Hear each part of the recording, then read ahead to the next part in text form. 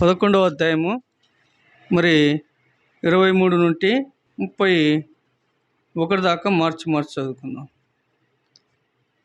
నేను మీకు అప్పగించిన దానిని ప్రభువలన పొంది తిని, ప్రభువైన యేసు తాను అప్పగింపబడిన రాత్రి ఒక రొట్టెను ఎత్తుకొని కృతజ్ఞతాస్తుతులు చెల్లించి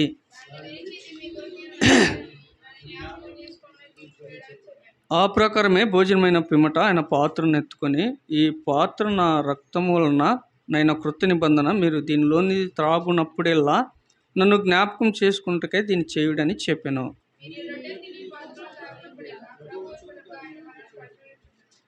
కాబట్టి ఎవడు అయోగ్యంగా ప్రభు యొక్క రొట్టెను తినునో, లేక ఆయన పాత్రలోని త్రాగునవాడు ప్రభు యొక్క శరీరమును గూర్చియు రక్తమును గూర్చియు అపరాధగును.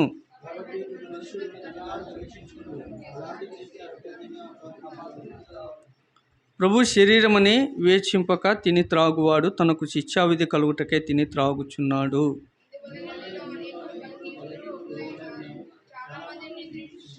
అయితే మనల్ని మనమే విమర్శించుకుని నడల తీర్పు పొందక పోదుము.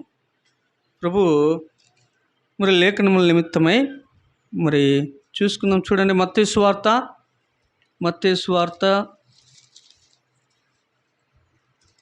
25వ అధ్యాయము. మత్తయి సువార్త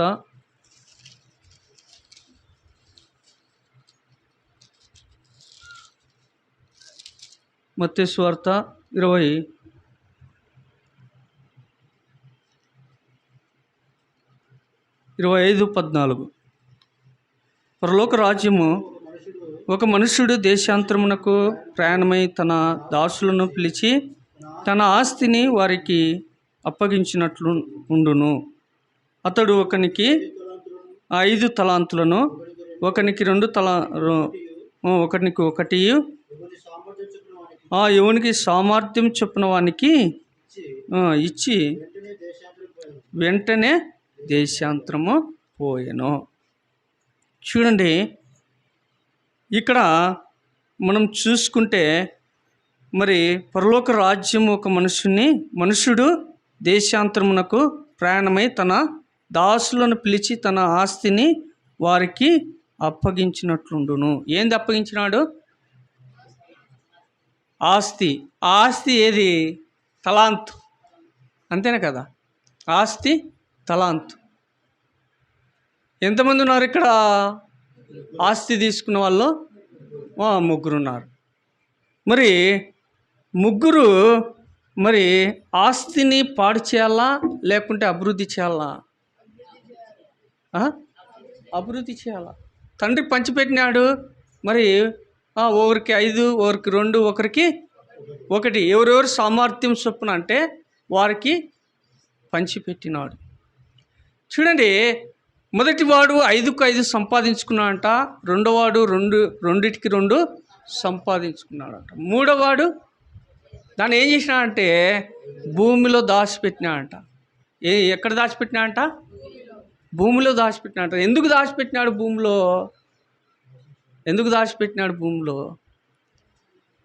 ఒకవేళ నేను దాన్ని సంపాదించలేక పోగొట్టుకుంటున్నానుకో, ఏం చేస్తాడంట? పోగొడితే ఏం చేస్తాడు?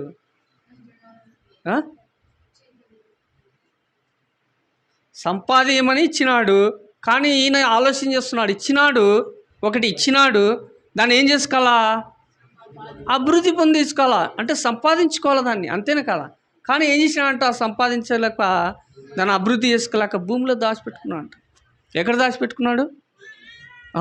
భూమిలో దాచిపెట్టుకున్నాడంట. చూడండి, దేవుని బిడ్డలైన మనము దేవుడిచ్చిన సంపాదన, ఆ సంపాదన ఏదో మనం ఆలోచన చేయాలి. దేవుడిచ్చిన సంపాదన ఏది? ఆ సంపాదన తలాంత. అది ఏది ఇచ్చినాడు మనకి?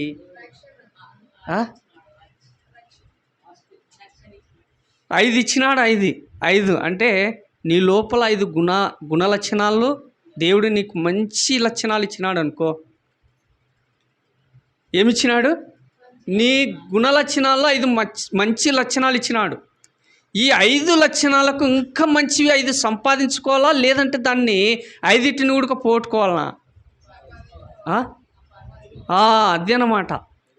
మరి దేవుణ్ణి మరి నమ్ముకున్న బిడ్డలు, దేవుని యందు భయభక్తులు కలిగిన బిడ్డలు, దేవుని సన్నిధి అనుభవించే బిడ్డలు, మరి 5 దేవుడు మంచి లక్షణాలను ఇచ్చే ఆ మంచి లక్షణాలకు ఇంకా 5 మంచి లక్షణాలు ఏం చేయాలా? సంపాదించుకోవాలా. 2టికి 2 సంపాదించుకున్నాడు, 5టికి 5 సంపాదించుకున్నాడు.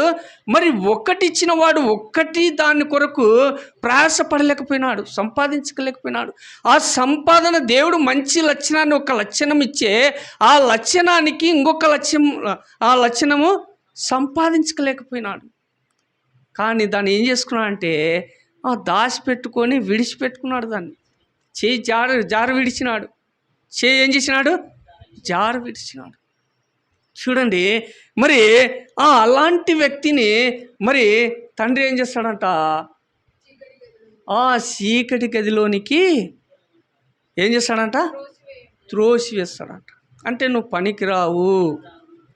ఏంటికి పనికిరావు? నీ లక్షణాన్ని మరలా ఒక లక్షణము, అంటే మంచి లక్షణానికి ఒక మంచి లక్షణము నువ్వు సంపాదించుకనీక పనికిరావు, పోగొట్టుకనీకనే నువ్వు పనికొచ్చేది. అంటే నువ్వు ఈ లోకరీతిగా పాపంలో, చీకట్లో, అంధకారంలో నువ్వు సంచరించాలా అనే ఆలోచననే మరి పాపమే నీలో ఉంటుంది. కానీ మంచితనము, వినయము, విధేయత అంటే మంచి లక్షణాలు, మంచి గుణము నీ లోపల సంపాదించుకోవడానికి ఏమాత్రము లేదు. ఇది 3 మనుషులను మనం ఇక్కడ చూసుకుంటున్నాం. ఎంతమందిని? 3లో 2 మరి 5 ఇచ్చిన వాడు 5టికి ఏం చేసినాడు? మంచిగా సంపాదించుకున్నాడు. హృదయాన్ని శ్రేష్టమైన జీవితం జీవించడానికి ప్రభు వచ్చినప్పుడు అంటే బలా మంచి దాసుడా అనిపించుకోవడానికి ఏం చేసినాడు? ఇంకా 5 సంపాదించుకున్నాడు. 2వాడు కూడా 2 ఇచ్చినప్పటికీ ఆ 2టికి 2 ఏం చేసినాడు? బలా మంచి నమ్మకమైన మంచి దాసుడా. నీకు 1 తలాంతు ఇస్తే ఆ 1 తలాంతులో నువ్వు నమ్మకంగా ఉండలేకపోతే, దేవునికి నమ్మకంగా ఉండలేకపోతే, దేవుడు చీకట్లో ఏం చేస్తాడు? త్రోసివేస్తాడు. దేవుడు వచ్చినప్పుడు బలా నమ్మకమైన మనసు దాసుడు అంటాడా? బలా చెడ్డ దాసుడా, పనికి మాలిన దాసుడా, పనికిరాని దాసుడా, నువ్వు ఎందుకు పనికిరావు? నువ్వు ఎందుకు పనికిరావు? మరి మనం ఎలాగ అనిపించుకోవాలా? బలా నమ్మకంగా ఉండవు అనిపించుకోవాలా, లేదంటే బలా నమ్మకము నువ్వు తప్పిపోయినావు అనిపించుకోవాలా?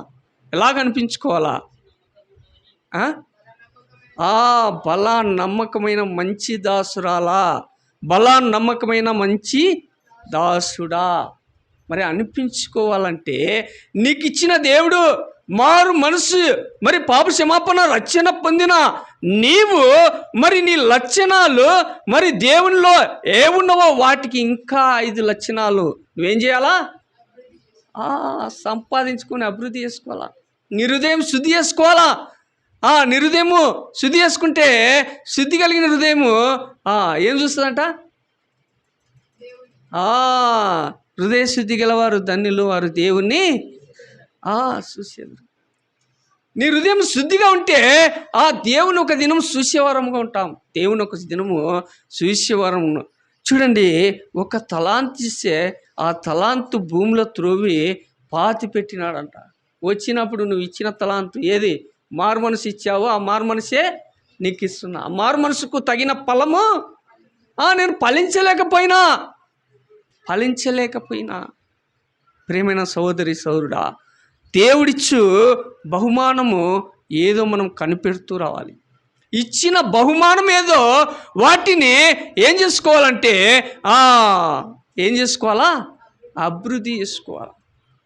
ఆ తలాంత్ ఏదో, మరి ఆ విశ్వాసం ఏదో, ఆ నిరీక్షణ ఏదో, ఆ మంచితనం ఏదో, ఆ యొక్క నమ్మకము ప్రభు ఇచ్చిన మరి ఆ నమ్మకంగా నువ్వు ఉన్న ఆ ప్రేమ ఏదో మరి అది ఎరగాల.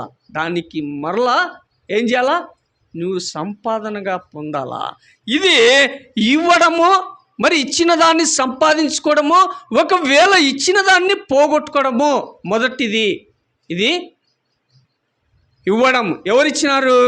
దేవుడు మనకిచ్చినాడు. మరి దేవుడు ఇచ్చిన దాన్ని సంపాదించుకోవడము. మరి సంపాదించుకున్నలా మరి దానిని పోగొట్టుకోవాలా. ఇది మొదటిది. చూడండి, అలాగే మరి లూకా సువార్తలు అంటాడు, లూకా 15వ అధ్యాయము, లూకా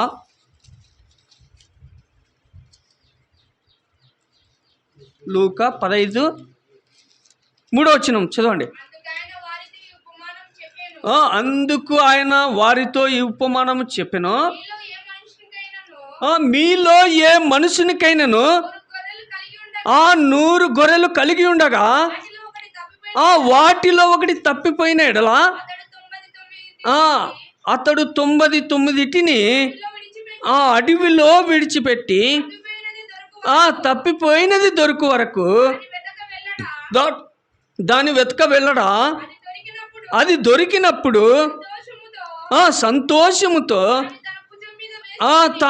దాన్ని తన భుజం మీద వేసుకొని ఇంటికి వచ్చి తన స్నేహితులను, పొరుగు వారిని పిలిచి, మీరు నాతో కూడా సంతోషించుడి, తప్పిపోయిన నా గొర్రె దొరికినదని వారితో చెప్పును కదా.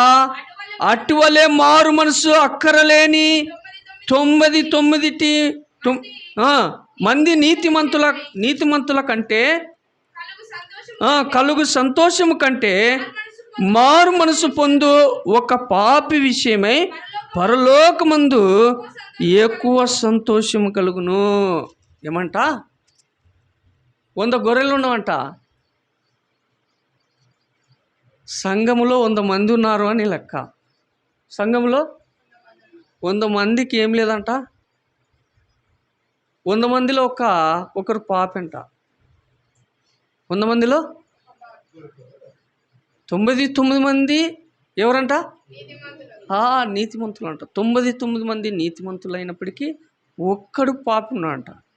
ఈ ఒక్కడు ఈ 99 మందిని ఇడిసిపెట్టి వెళ్ళిపోయినాడంట. ఎక్కడ వెళ్ళిపోయినాడు? అడవికి, అడవిలోకి, అంటే పాపంలోకి వెళ్ళిపోయినాడంట. ఎక్కడ వెళ్ళిపోయినాడు? పాపంలోకి వెళ్ళిపోయినాడు. చూడండి, మరి 99 మందిని ఇడిచిపెట్టి ఎవరి కొరకునంట? పాపి కొరకు, ఒక్కరి కొరకు. వాడిని వెతికి వెతికి వెతికి వెతికి దొరికించుకొని దేవుని యొక్క స్వార్థ ద్వారా, దేవుని యొక్క వాక్యం ద్వారా మరి ప్రభువు మరి 4 మంచి మాటలు చెప్పి మరి తనను మార్చుకొని తన భుజం మీద ఎక్కించుకొని ఎక్కడొచ్చినాడంట? ఇంటికి వచ్చి ఇంకా స్నేహితులతో పొరుగు వారితో ఏం చేసినాడంట? సంతోషపడినాడంట. మరి 99 మంది మరి ఎలాగున్నారంట? వాళ్ళకి ఏం లేదంట.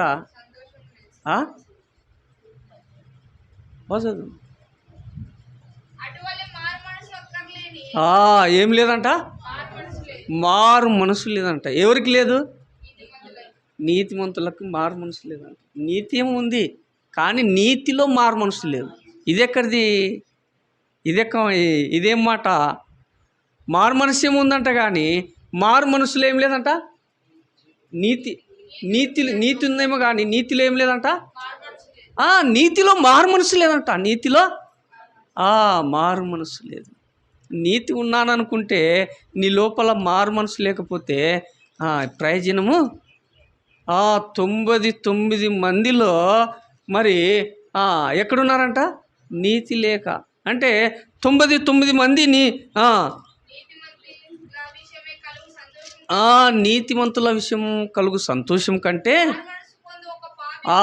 మారు మనస్సు పొందు ఒక పాపి విషయమై పరలోకమందు ఎక్కువ దూతలతో పాటు దేవుడు సంతోషించేవాడుగా ఉంటాడంట. ఎవరితో పాటు? చూడండి, మొదటిది ఏం చూసుకున్నాము? నాణ్యం చూసుకున్నాము. దేవుడు బహుమానం చూసుకున్నాము. ఆ బహుమానంలో ఏం సంపాదించుకున్నామో మనము వింటూ వస్తూ ఉన్నాము. మరి ఆ ముగ్గురిలో ఒక్కడు ఏం చేసినాడు? దేవుడు ఇచ్చినాడు, ఇచ్చిన దాన్ని సద్వినియోగం చేసుకోలే. ఇక్కడ మారు మనసు లేని పాపి తప్పిపోయినాడు. ఆ తప్పిపోయిన వాడిని తిరిగి ఏం చేసినాడు? రక్షించినాడు. మన జీవితంలో మనం గుడక మారు మనసు నిమిత్తమై నీతి కలిగి లోకంలో ప్రభువుకు విధేయులమై జీవిస్తున్నామా? నీతి లేక మరి జీవించగలుగుతున్నామా? సంఘంలో 100 మంది ఉంటే 1000 మంది ఉంటే 100 మంది ఉంటే 1000 మంది ఉంటే ఒక పాపి మందిరానికి వచ్చి 100 మందిలో ఒక్కడు రక్షింపబడుతున్నాడంటే పరలోక రాజ్యము ఏం చేస్తుందంట? ఎక్కువ సంతోషం ఉంటుందంట, ఎక్కువ ఆనందం ఉంటుందంట. మరి మన మధ్యలో నీతిమంతులమైన మనము మరి 99 మందిలో ఒక్కరిలో మరి ఎవరిని సంపాదించుకుంటున్నావు, ఎవరిని ఎత్తకగలుగుతున్నావు? ఆ పాపి విషయమై ఎలాగూ నువ్వు ప్రార్థించగలుగుతున్నావు? ఆ పాపి విషయమై ఎలాగూ నువ్వు స్వార్థ చెప్పగలుగుతున్నావు? దేవుని ఒక వాక్యము ఆ పాపి విషయమై ఎలాగూ ప్రకటించగలుగుతున్నావు? మనం ఏదోలా రక్షింపబడినాము, ఆ రక్షణ చాలనుకుంటున్నామా? సంపాదన ఏది? నీ సంపాదన, మన సంపాదన ఏది? ఏదో లేచినాంటి పొద్దుమూకులు మరి కొడివేలు ఎక్కడ పెట్టుకుంటారంట? కొడివేలు ఎక్కడ పెట్టుకుంటారంట? వెనక పెట్టుకుంటారంట. అంతే కదక్క. పొద్దున్న లేచినే కొడివేలు ఎక్కడ పెట్టుకుని పోతారు? పాత మాట ఇది. ఏ మాట ఇది? పాత మాట. ఎక్కడ పెట్టుకుంటారు? వెనక పెట్టుకొని, కొడివేలు పెట్టుకొని, వెనక పెట్టుకొని నేను కోత కోస్తా అంటే కోసమా అక్క? ఎక్కడుండాల కొడివేలి? ముందు ఉండాల, చేతిలో ఉండాల. నువ్వు వెనక పెట్టుకుంటే ఏం లాభము? వెనక పెట్టుకుంటే ఏం లాభము? నీకు ప్రాచీనంగా ఉంటుందా?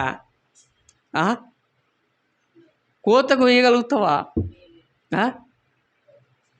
కాబట్టి మనము దేవుడిచ్చిన వరాన్ని, దేవుడిచ్చిన తలాంతును, మరి ఆ తలాంతును మరి సంపాదించుకునే విషయంలో అంటే మంచితనము, చెడ్డోడు మంచోడు కావాలంటే కొన్ని ఏండ్లు పడుతుంది అంటారా? మంచోడు చెడ్డ సంపాదించుకోవాలంటే క్షణం చాలు అంటారు. అంతేనే కదా? మంచోడు చెడ్డోడు కావాలంటే ఒక క్షణం చాలు. చెడ్డోడు మంచోడు కావాలంటే కొన్ని సంవత్సరాలు, కొన్ని గంటలు, కొన్ని గడియలు, కొన్ని రోజులు పడుతుంది. అంతేనే కదా? ఎంత మంచిగా వాడు చెడ్డోడు, ఎంత మంచిగా మరి దేవుని యందు భయభక్తులు కలిగి మరి చెడుతనమును విసర్జించి ప్రభువుకు లోబడి విధేయుడై లోకంలో మనుషులకు మరి నమ్మకంగా జీవించినప్పుడు ఏమంటారంటే వెనక్కిది చూస్తారు. చూస్తారు? వాడు ఇప్పుడు కాబట్టి నీతిమంతుడైనాడేమో, వానికి వెనక ఉన్న స్థితి ఏముంది? చాలా ఉంది. ఒకవేళ నీ నోటితో నువ్వు అది అంటావేమో కానీ దేవుడు అన్నాడు, నీతిగా బతుకుతే నీ వెనకని స్థితిని దేవుడు మర్చిపోతాడంట. బైబిల్ గ్రంథం మరి సెలవిస్తూ ఉంది. నీ వెనకటి స్థితి మరి మర్చిపోయి ముందున్న స్థితి నీ జీవితం ఏదో, నువ్వు జీవించే జీవితం ఏదో దానినే దేవుడు జ్ఞాపకం చేసుకొని నువ్వు సంపాదించుకున్న తలాంతులు మరి దానిని అభివృద్ధి పొందుతూ మరి అన్ని విధాలుగా మరి ప్రభువు వృద్ధి చేసేవాడుగా ఉంటాడు. ఏం చేస్తాడు? ఏంటివా తలాంతులు? మీలో ఉన్న తలాంతులు ఏమేమి ఉండవు? తలాంతులు చూసుకుందాం. చూడండి, గలతీ రాసిన పత్రిక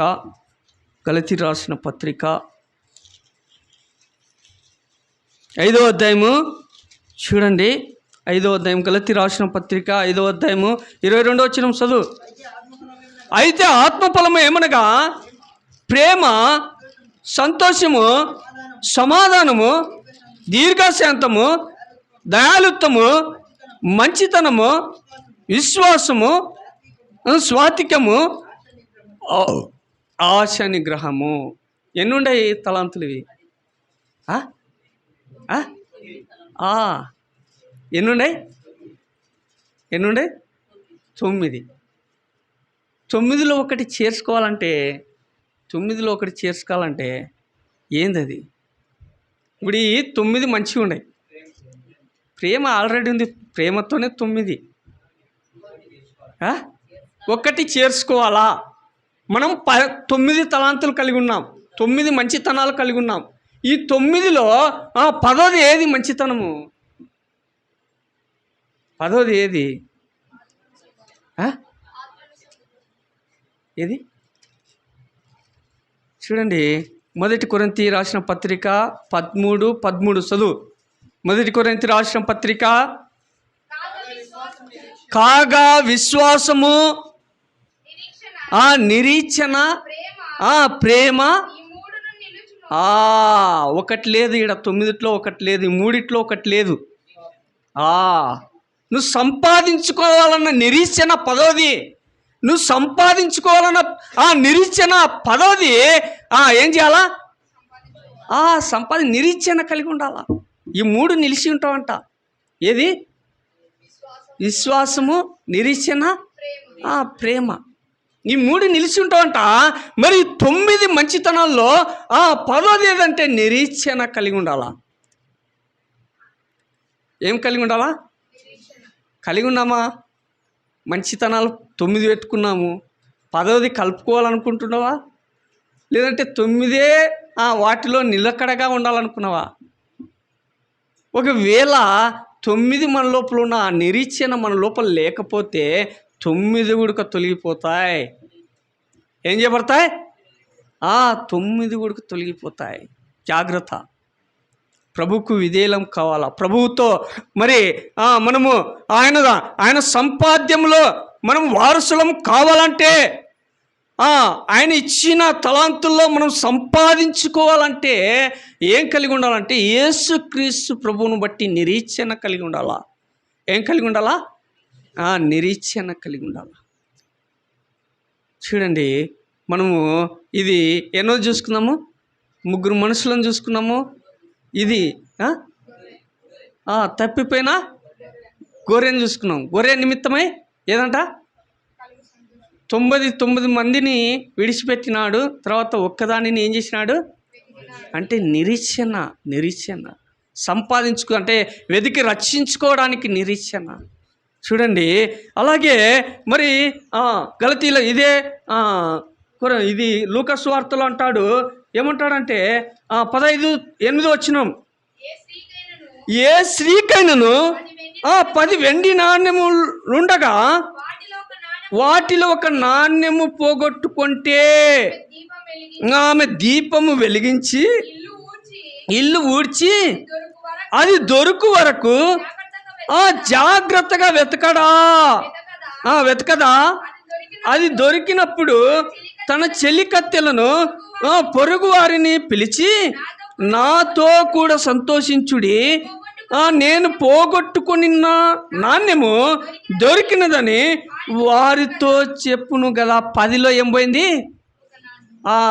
9లో ఒకటి ఏం లేదు, 9లో ఒకటి లేదు. ఇక్కడ 10లో ఒకటి పోయిందంట. ఇక్కడ ఏది? 10లో ఒకటి ఏది పోయింది? ఏం పోయింది? నిరీక్షణను వెతికిందంట. ఎట్లా వెతికిందంట? దీపం వెలిగించి ఇండ్లు ఊర్చిందంట. ఎలా ఊర్చింది? జాగ్రత్తగా, మరి నీట్గా, మరి ఎక్కడ దుమ్ము ధూళి ఎక్కడ ఉందో అది ఏం చేసింది? వెలిగించి పట్టుకొని అంతా చెత్తంతా ఒక సాటికి తెచ్చిపెట్టి ఏం చేసిందంట? నాణ్యాన్ని వెతికించుకొని ఏం చేసిందంట? మరి ఈ 9లో పోగొట్టుకున్న నాణ్యం ఏది? ఆ నాణ్యం కొరకు నువ్వు ఎలాగూ ఊర్చినావు, ఎలాగూ దీపం అంటించుకున్నావు, ఆ దీపమును అంటించుకొని ఎలాగూ శుభ్రం చేసుకున్నావు. అంతేనే కదా. ముక్రాయి ఉంది కానీ మొర్ర లేదమ్మా అంటే ఆ మొర్ర కొరకు ఎత్తుకులాడవా? అవక ఎంత ఎత్తుకులాడతామో, ఎంతో జాగ్రత్తగా ఎత్తుకులాడతాం. షో కమ్మ ఉంటుంది కానీ షో మొర్ర ఉంటుంది. అంతేనే కదా. షో కమ్మ ఉంటుంది కానీ షో మొర్ర ఉంటుంది. ఓసారి కమ్మ ఊడిపోయింటుంది, షో మొర్ర అట్నే కరుచుకొని ఉంటుంది. ఎంత బాధపడుతుంటారో దాని విషయమై కదా. మన జీవితంలో ఒక నాణ్యము విలువైనది. నీ జీవితంలో విలువైన నాణ్యము నీ యందు అంటే ఆ విలువైన నాణ్యము నీ లోపల ఉంటే అది పోయినప్పుడు మరి ఆ పోగొట్టుకున్న దాని నిమిత్తమై నీకు ఏముండదంటే ప్రేమ ఉండదు, సంతోషం ఉండదు, సమాధానం ఉండదు, ఇంకా నిరీక్షణ ఉండదు. ఏమంటే భక్తి అంతా కోల్పోయి ఎలాగుంటామంటే దిక్కులేని పచ్చి లెక్కలా ఏది గువ్వ కూర్చుంటే ఎలాగుంటుంది? ఏమిరా గువ్వలా కూర్చున్నావు అంటే ఏం చెప్తావు? సంతోషం లేదు. గువ్వ కూర్చుంటుంది అంట. ఎట్లా కూర్చుంటుంది? గువ్వ కూయకుండా కూర్చుంటే గువ్వ కూర్చునే సంతోషం, అంతే కదా. మరి ఆ పోగొట్టుకునేది ఏది? 9 దేవుడిచ్చినాడు. ఆ 9లో మరి ఒకటి సంపాదించుకోవాలి. ఒకటి స్త్రీకి 10 నాణ్యములు దేవుడిచ్చినాడు, ఒకటి పోయిందంట. ఆ పోయిన దానిని బట్టి ఏం చేసిందంట? దీపం వెలిగించిందంట. ఆ వెలిగించి ఊర్చి దాన్ని వెతికి మళ్ళా తెచ్చుకొని తన గుప్పెట్లో పెట్టుకుంది, తన హృదయంలో పెట్టుకుంది, తన ఆత్మలో పెట్టుకుంది, తను సంతోషపడుతూ ఉంది. ఏదది? పోయిన నాణ్యము నిరీక్షణ. 9 కలిగి ఉన్నావు. ఆ 9లో నిరీక్షణ నువ్వు లేవు. ఆ నిరీక్షణ నిమిత్తమే నువ్వు వెతుకుతున్నావా? లేకుంటే 9 కూడా నాకు వద్దని వెలపటికి వెళ్తున్నావా? హృదయాన్ని చీకటి చేసుకుంటున్నావా? దీపం ముట్టించలేకపోతున్నావా? దీపం ముట్టించాలంటే ఆ రోజుల్లో ఏం చేసేవారు? ఒత్తి ఎట్లా వెలిగించేవారు?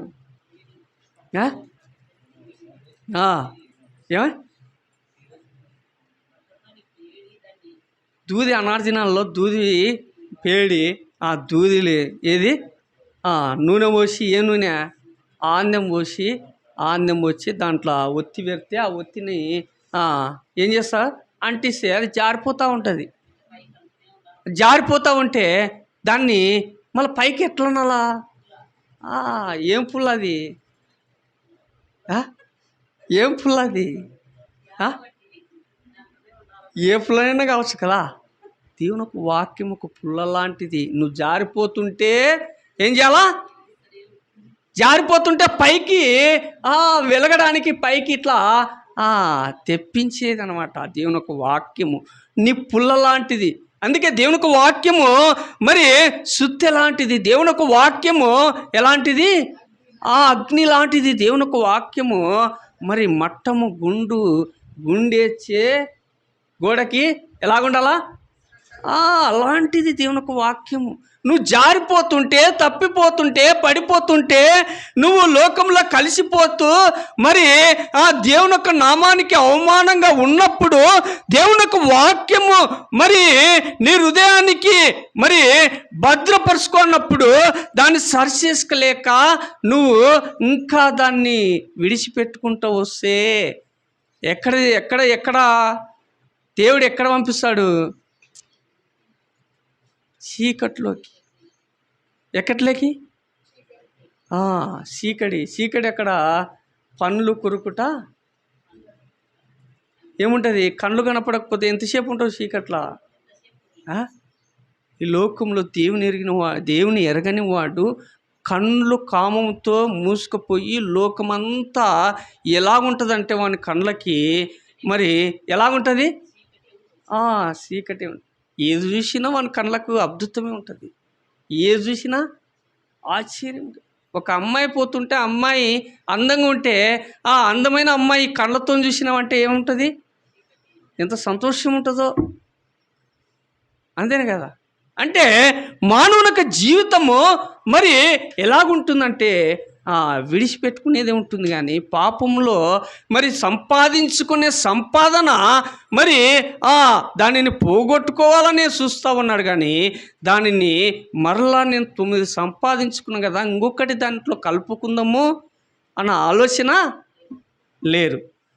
ఆలోచన మరి కలిగి ఉండాలంటే ప్రభువుతో మనం జీవించాలి. మరి ఏది? ప్రేమ. మూడు ఏంటివి అవి? నిరీక్షణ, విశ్వాసము, నిరీక్షణ, ప్రేమ. విశ్వాసము, నిరీక్షణ, ప్రేమ. వీటిలో ఇంకోటి నమ్మకమైనది ఏది?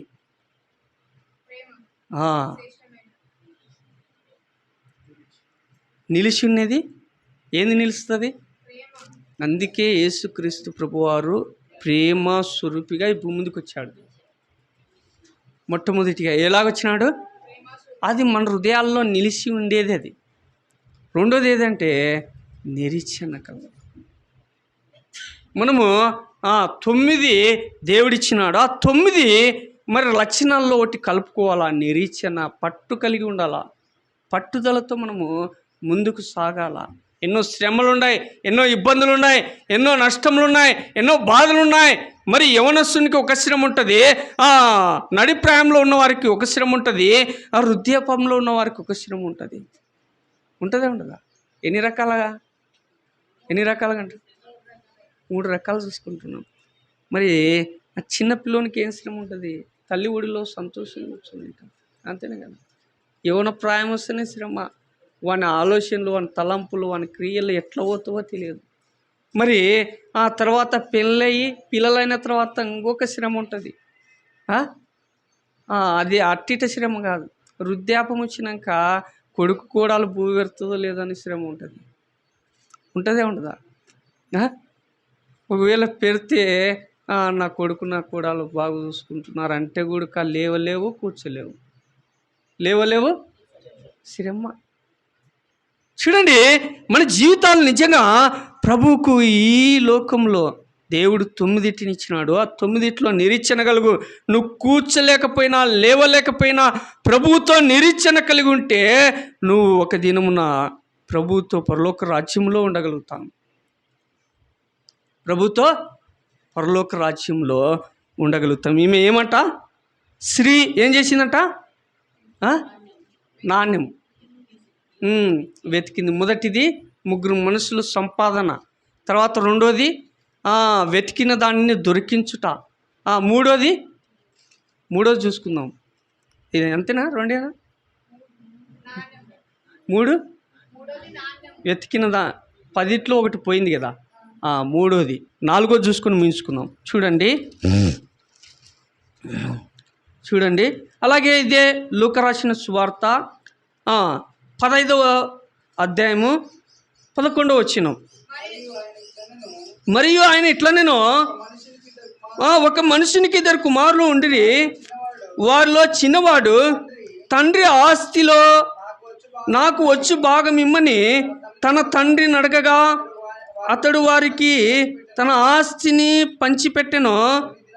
కొన్ని దినములైన తర్వాత చిన్న కుమారుడు సమస్తమును కూర్చుకొని దూరాదేశమునకు ప్రయాణమైపోయి అచ్చట తన ఆస్తిని దుర్వ్యాపారము వలన పాడు చేసెను. ఏం చేసినాడంట? తండ్రి సంపాదించి సంపాదన అంతా ఏం చేసినాడు? కొడుకుకు రాసిచ్చినాడు. సంతోషంగా ఉండరా, నువ్వు నా బాధపడాకు, నా ఆస్తి అంటే దేవుని యొక్క మంచితనమంతా ఎవరికి ఇచ్చినాడు? మన దేవుని మంచితనమంతా మన హృదయానికి ఇచ్చినాడు, ఆస్తిగా ఇచ్చినాడు. దాన్ని దుర్వ్యాపారం వలన మరి ఆ హృదయాన్ని పాడు చేసుకోవాలా, లేకుంటే ఆస్తి ఇచ్చిన దాన్ని ఇంకా అభివృద్ధి చేసుకోవాలా? వీడు దేవుని ఎరగల, వీడు ఎవరిని ఎరగల? తండ్రిని ఎరగల. ఇంకోటి, లోకపు తండ్రి ఆస్తి పంచిచ్చిన ఆస్తిని మరి తండ్రి నాకు పంచిచ్చినాడు కదా అని ఎరగల. తర్వాత తెలిసింది పోగొట్టుకున్నాక. ఏం తెలిసింది? ఏమంటున్నాడు వాడు? ఏమంటున్నాడు? చదవండి. ఏమంటాడంటే 18 వచ్చిన చదువు. నేను లేచి నా తండ్రి వద్దకు వెళ్ళి, తండ్రి, నేను పరలోకమునకు విరోధముగాను నీ ఎదుటను పాపం చేసి తిని ఇక మీదట నీ కుమారుడనని అనిపించుకొనుటకు యోగుడను కాను. నన్ను నీ కూలి వారిలో ఒకనిగా పెట్టుకొనుమని అతనితో చెప్పుదుననుకొని లేచి తండ్రి యొద్దకు వచ్చాను. ఎక్కడొచ్చినాడు? పోగొట్టుకున్నాడు. ఎవరు గుర్తుకొచ్చినాడు? ఇంకో మాట ఏమంటాడు అంటే, నేను లేచి నా తండ్రి యొద్దకు వెళ్ళి, తండ్రి, నేను పరలోకమునకును విరోధంగా నేను నీ ఎదుట పాపం. ఎక్కడ చేసినాడంట? ఈ భూలోకంలో విరోధం కాదు, పరలోకానికి విరోధంగా చేసిన తప్పును పశ్చాత్తాపం అన్నాడు. ఏమన్నాడు? పశ్చాత్తాపడి తండ్రి దగ్గరికి వస్తే తండ్రి త్రోసివేసినాడా? ఏమక్క? కానీ ఒక కొడుకుంటే ఆ కొడుకు తప్పు చేసినా ఆ తప్పుకు పశ్చాత్తాపడినా అంటే తల్లి కానీ తండ్రి కానీ ఏం చేస్తాడు? సరళనైనా చేసి ఇక మీదట చేయొద్దు, నేను చెప్పిన మాట వినరా. చూడండి, మరి తెలియక ఆస్తి పంచుకున్నాడు, తెలియక దురాపవరం వలన పాడు చేసుకున్నాడు. తెలిసిన తర్వాత మరి పశ్చాత్తాపంతో వచ్చాడు. నువ్వు మారు మనసు పొందిన నీవు, మరి నేను మరి పశ్చాత్తాపం నిమిత్తమై దేవుని దగ్గరికి ఎలాగొస్తున్నాం? పశ్చాత్తాపంగా వస్తున్నావా? లేదంటే నాకు అన్నీ తెలుసులే, మరి తర్వాత 9టిని దేవుడు నాలో పెట్టినాడు, నాకు అది చాలు, అది గుడక ఉంటే ఉండని పోతే పోను అనుకొని దేవుని మందిరానికి వస్తున్నావా? ఎలాగొస్తున్నావు? జాగ్రత్త ఇది. ఎందుకంటే మనము ఇక్కడ 20 మంది ఉన్న 20 మందిలో ఒక పాపి ఉంటే ఆ పాపి పశ్చాత్తాప విషయమే దేవుడు సంతోషిస్తాడేమో, కానీ 9 నీలో పెట్టుకొని సరైన విధానంలో నీతి, భక్తి, మరి విశ్వాసత లేకుండా నువ్వు అవి కూడా పోగొట్టుకొని మందిరానికి వస్తున్నావు అంటే ప్రయోజనం ఏం లేదు. ప్రయోజనము ఏం లేదు. కాబట్టి మన జీవితంలో తప్పిపోయిన వాడు మరి ఆస్తి పంచుకొని దూరదేశం పోయి మరి దురాపారం వల్ల నష్టపరుచుకొని పశ్చాత్తాపడుతూ తండ్రి దగ్గరికి వచ్చాడు. తండ్రి ఏం చేసినాడు? దూరం రాగానే వాడొచ్చినాడా, ఈయన వెళ్ళాడా? ఎవరు వెళ్ళినారు? కొడుకు వస్తున్నాడు, తండ్రి చూసినాడు. మరి తండ్రి దగ్గరికి కొడుకు వచ్చినాడా, కొడుకు దగ్గరికి తండ్రి పోయినాడా? తండ్రే లేచి చూసి కొడుకును కనికరపడాడంట, పరిగెత్తుకొని పోయి మెడ మీద పడినాడు. దుర్మార్గుని కాడికి ఎవడని పోతాడక్క? కొడుకు హృదయం కనిపెట్టిన వాడే తండ్రి. కొడుకు అంటే పశ్చాత్తాపంతో వచ్చినాడని మరి తండ్రి ఎరిగే లేచి పరుగున వెళ్ళి మెడ మీద పడి ముద్దు పెట్టుకొని మరి స్నానం చేపించి ప్రశస్తమైన బట్టలు తొడిగించి, చెప్పులు తొడిగించి, చేతికి ఉంగరం పెట్టినాడట. ఎంత విలువనో! ఏది సంపాదించుకుంటున్నావు? పోగొట్టుకున్న దానిని ఇంకా నిరీక్షణ కలిగి మరి నమ్మకం నీలో లేక మరి అలాగనే మరణిస్తున్నావా? లేదంటే పశ్చాత్తాపడి నిరీక్షణ కలిగి మరలా 9 పోతే 10 సంపాదించుకుంటున్నావా? ఎలాగుంటున్నావు? మన జీవితం ఎలాగుంటుంది? ఏదోలే వస్తున్నా పోతున్నా అనుకుంటున్నావా? కాబట్టి దేవుడిచ్చిన నాణ్యము ఒక్కటైనా దాచిపెట్టుకోకు. ఏ నాణ్యం అది? దేవుడిచ్చిన నాణ్యము నీలో నిరీక్షణ ఒకటే. ఆ నిరీక్షణ ఒకటి 9టిని సంపాదిస్తుంది. ఒకవేళ నిరీక్షణ లేకుండా నువ్వు 9 సంపాదించుకున్నా ఈ నిరీక్షణ నిమిత్తమై 9టిని కోల్పోతావు. జాగ్రత్త. ప్రభు సెలవిచ్చిన మాటలు ఎంతో గొప్పవి. కాబట్టి మనము ప్రభు నేను పరిశుద్ధుడను గనక మీరు కూడా ఎవరన్నారు ఈ మాట? పేతురు అంటూ వచ్చినాడు. నేను క్రీస్తు పోలి నడుచుకున్న ప్రకారం మీరు నన్ను పోలి ఎవరన్నారు ఈ మాట? మరి మనం సంఘంగా అలాగా నడుచుకోకపోతే ప్రయోజనం ఏమనుందా? చెత్తతో మాట్లాడుతీవి, గడ్డితో మాట్లాడుతీవి, కుక్కతో మాట్లాడుతీవి, పందితో మాట్లాడుతీవి. ఎలాగ మాట్లాడినావు? నీ మాటలు ఏవేవి? దేవుని మాటలా, సువార్త మాటలా? నువ్వు గడ్డితో మాట్లాడినా దేవుని మాటలే మాట్లాడు, కుక్కతో మాట్లాడినా దేవుని మాటలే మాట్లాడు, పందితో మాట్లాడినా ఏం మాట్లాడాలా? దేవుని సువార్త మాటలు. కుక్క వలే తిరిగిన నన్ను పంది వలే పొర్లిన నన్ను, కుక్క వలే తిరిగిన నన్ను పంది వలే పొర్లిన నన్ను, పరిశుద్ధ తండ్రి పాపిని కడగి పవిత్ర పరచుము. పరిశుద్ధ తండ్రి పాపిని కడగి పవిత్ర పరచుము. కుమారుడు ఆస్తి పంచిస్తే పోయినాడు, కుక్క వలె తిరిగినాడు, పంది వలె పొర్లినాడు. ఆఖరికి ఏమన్నాడు? నేను దేవునికి నీకును విరోధంగా నన్ను కడుగు అన్నాడు. నువ్వు అనుకుంటున్నావా అలాగా? నువ్వు కుక్క వలె తిరిగినప్పటికీ దేవుడు ఆదరిస్తాడు, పంది వలె పొర్లినప్పటికీ దేవుడు నిన్ను కడిగేవాడుగా ఉంటాడు. నాణ్యము సంపాదించుకో. ఏది ఆ నాణ్యము? ఈ లోకంలో సంపాదన నాణ్యం కాదు, కానీ పరలోకం కొరకు దేవుడు గలతీ రాసిన పత్రిక మరి 22లో మనం చూసుకున్న 9 లక్షణాలు, మరి మొదటి కొరింథీ రాసిన పత్రిక 13 వచనంలో మనం చూసుకున్న నిరీక్షణ మరి సంపాదించుకో. ఆ సంపాదనే ప్రభువుకు మనం ఒక దినమున ఎక్కడుంటాము? పరలోక రాజ్యంలో ఉంటాం. నువ్వు పొర్లి మరి తిరిగి అన్ని చేసినప్పటికీ మరి నిరీక్షణ కలిగి పశ్చాత్తాపం నీలో ఉండు. మనము మొదట ఏం చూసుకున్నాము? మొదట ఏం వాక్యం చదివినాము?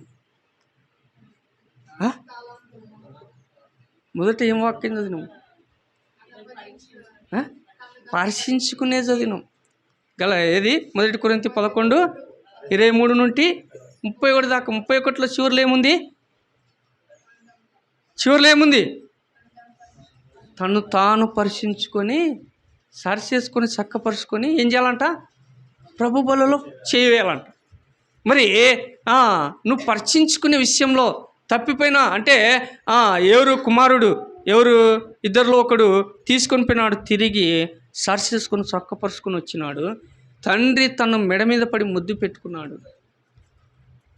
తండ్రి మరి ఆస్తిలో భాగం కావాలంటే, తండ్రి యొక్క శరీర రక్తంలో నువ్వు పాలివాడవు కావాలంటే ఏం కావాలా?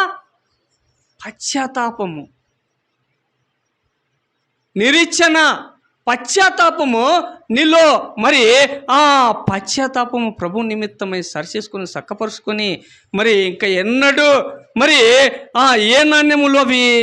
ఇలాంటి నాణ్యములు నేను కలిగి ఉండను ప్రభువా. ఎలాంటి నాణ్యములు? ఎలాంటివి అవి? చివరిగా ముగించుకుందాము. ఎలాంటివి అవి? కలిగి ఉండకూడనివి ఎలాంటివి? గలతీ రాసిన పత్రిక, గలతీలకు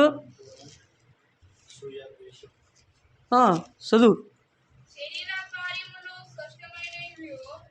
శరీర కార్యములు స్పష్టమైనవి, అవేవనగా జారత్వము, అపవిత్రత, కామకత్వము, విగ్రహారాధన, వ్యభిచారము, దేశములు, కలహములు, మత్సరములు, క్రోధములు, కక్ష్యలు, భేదములు, ఇమతములు, అసూయలు, మత్తతాలు, అల్లరితో కూడిన ఆటపాటలు మొదలైనవి.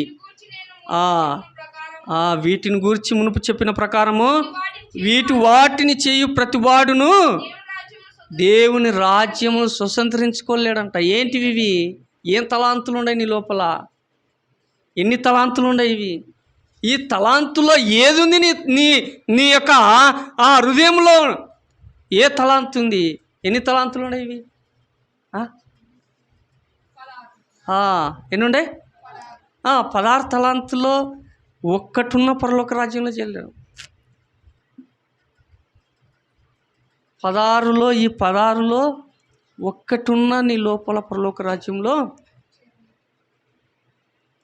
చూడండి 22వ వచనంలో చదువుకున్న 9 ఆ నిరీక్షణ పట్టుదలలో ఒక్కటున్నా, ఒకటి లేకపోయినా పరలోక ఉన్నా, ఒకటి ఉన్నా చేరలేవు, ఒకటి లేకున్నా చేరలేవు. కాబట్టి దేవుని బిడ్డలైన మనము ప్రభువుతో పాలువారం కావాలంటే ఆయన పరిశుద్ధుడు కాబట్టి ఆ పరిశుద్ధ యొక్క శరీర రక్తంలో మనము మరి చేయి వేసేటప్పుడు పశ్చాత్తాపము నువ్వు పడి ప్రభువుకు విధేయురాలు కా. ప్రభు మరి ఆయన ఆ సింహాసనం మీద మరి కూర్చున్నప్పుడు మరి నువ్వు నేను కనపడినప్పుడు ఆయన లేచి మన దగ్గరకు వచ్చి ముద్దు పెట్టుకునేలాగున ఆ ప్రభువుకు దగ్గరగా అప్పుడే ఆయన రాజ్యంలో స్థానం ఉంటుంది, ఆయన శరీర రక్తంలో స్థానం ఉంటుంది. అప్పుడు పరిశుద్ధురాలుగా తీర్చబడతావు. కాబట్టి ఈ నిరీక్షణలో మరి మోకాలు ఉంచి మనము ఒకరొకరము ఏం చేయాలంటే ఏదది పశ్చాత్తాపం. ఎక్కడ తప్పిపోయాను ప్రభువా, మరి 9 నేను ఒకటి ఏది ఇడిచిపెట్టుకున్నాను, 16 నా హృదయంలో 16లో ఒకటి ఏది ఉంది, వాటిని తీసివే ప్రభువా అని పశ్చాత్తాపంతో ప్రభువును మరి మనము పాలువారంగా ప్రభు పనులలో సేవిస్తాం. దేవుడు వాక్యం దీవించును గాక.